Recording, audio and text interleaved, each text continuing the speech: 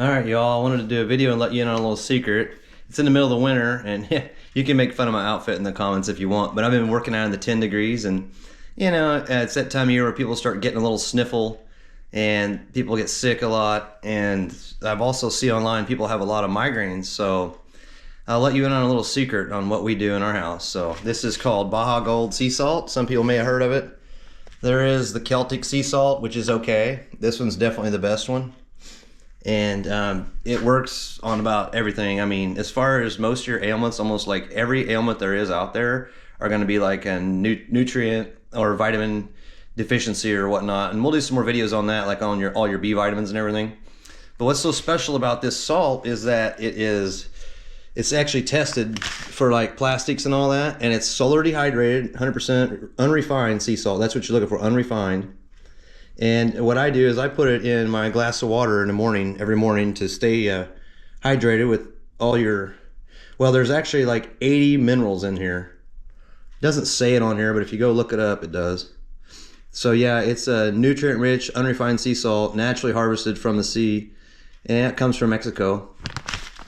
Anyway, I really think it helps good on migraines. I have not had any migraines, maybe 2 in a year, and we've been using this for about a year or so. Yeah, I figured I'd let you in on that. So yeah, besides putting it in the water first thing in the morning, that's a great thing to do. And on the contrary, or whatever, from back in the day, you know, people think salt was bad. It's actually not. Your body runs on electricity. It needs salt to make that happen. So we put it on every meal. I mean, every single one of them. It doesn't matter what it is. I mean, even if we're cooking some chicken with some butter in a cast iron skillet down on low, we'll put some on it before it's done or after. It is kind of chunky. It does have a little moisture. Pretty good though, but sometimes it'll feel a little damp, but that's fine. I mean, you can always put it in a grinder and grind it up if you want to. We did that. Some of the cheap grinders, you know, they'll last for a little while, but it's pretty good sized chunks, but I just put it on there anyway. You know, you're gonna taste it when you bite into it, but if you don't like that idea, then you can put it in something while you're cooking it and let it kind of dissolve down. But yeah, anyway, let me know in the comments if you've ever tried it before, or if you use the Celtic.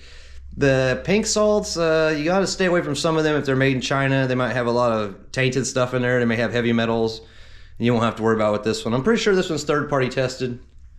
I didn't read the whole back of it, but yeah, I think it's tested for plastics too. Heavy metals, plastics, all the ones you don't want in there. So anyway, let me know what you think, and I'll see you on the next one.